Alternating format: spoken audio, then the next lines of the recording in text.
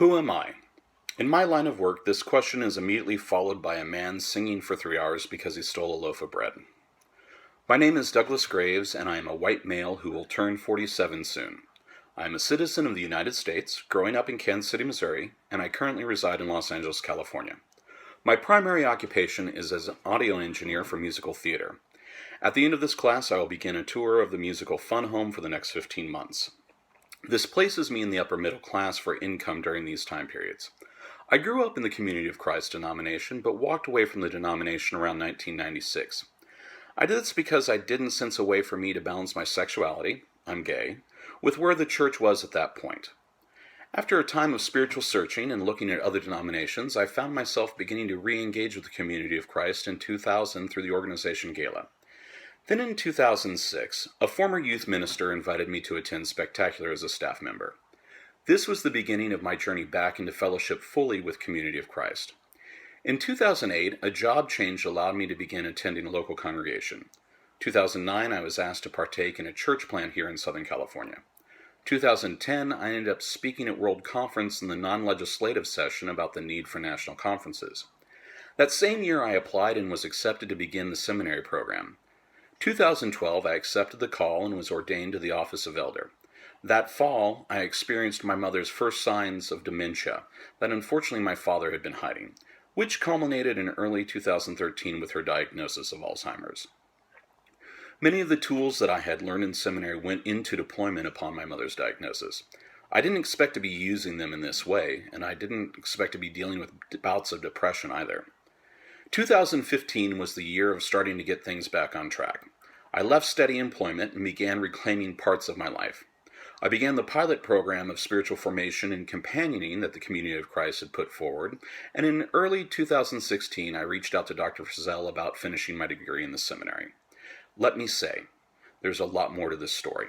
However, I view myself as a large gemstone. Parts are translucent, parts are opaque. Parts had rough edges chipped away and shaped, parts have been polished, etc. I have some control of which facets I choose to present, but the other facets are always there. The most interesting is how light is shown on the gemstone and how light is reflected through the other facets, thus creating who I am. What is right? I've come to appreciate that many mystics, Christian and other traditions, that invite us to live in the tension. This sucks. I think there's a basic human trait that desires things to be binary. Yes, no, on, off, black, white, good, evil, etc. Sadly, I feel there are more times that the answers fall into the continuum between the dichotomies, the gray areas, if you will. Every choice that is made has the potential to do harm to another person. This was brought home to me during a discussion with a friend and mentor when they stated, every time we raise up a group that has been marginalized, we risk marginalizing a completely different group of people. There are several analogies that could be put forward with this statement, but I'll let you come up with your own. So for me personally, what I've been asking myself about if something is right, I reflect on Community of Christ's basic belief on sin.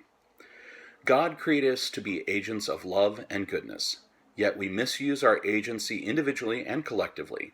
We take these gifts of creation and of self and turn them against God's purposes with tragic results.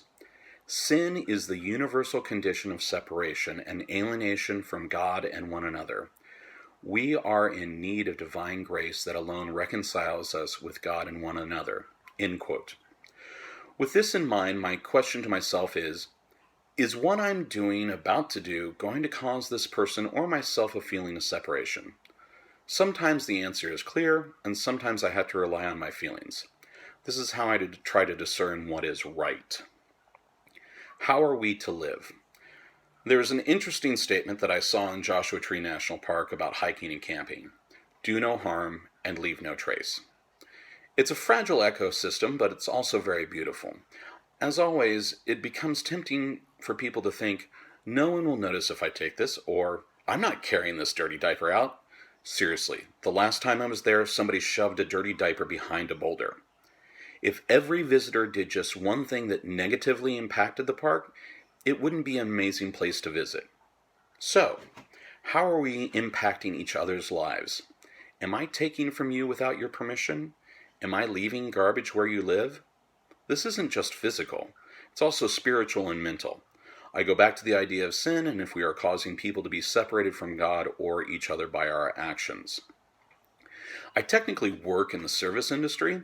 If someone's not enjoying the show, regardless of if it's a sound complaint, I've had people tell me the AC was too cold and even odder things, because I'm in the audience, and so they'll come up to me and share their views. So when I see someone in line for food or coffee or groceries and they're talking on their mobile phones while they're being waited on, I get upset. Now, if they're relaying an order via phone, that's a pass. But if they're having a completely separate conversation, I'm not happy. Why? Because they are saying to that person who's providing them service that they are not worth the time that it takes to put down the phone to acknowledge them as a human being. You'd be amazed what happens to the face of a service industry individual when they are met with a genuine greeting, an engagement beyond take my order, and a simple thank you after the transaction has been completed. Treating a person who is providing a service to us with respect is living out the enduring principle of the worth of all persons. So, simply treating others how we would like to be treated goes a long way in my idea of how we are to live. So in conclusion, I'm a person who is traveling a path to understand my relationship with God better. I don't have answers to many questions, but plenty of opinions, and I know that they fall into the gray realms more than I'd like. I try not to harm, and if I do leave a trace, I hope it is one that improves the path for others. Peace and blessings.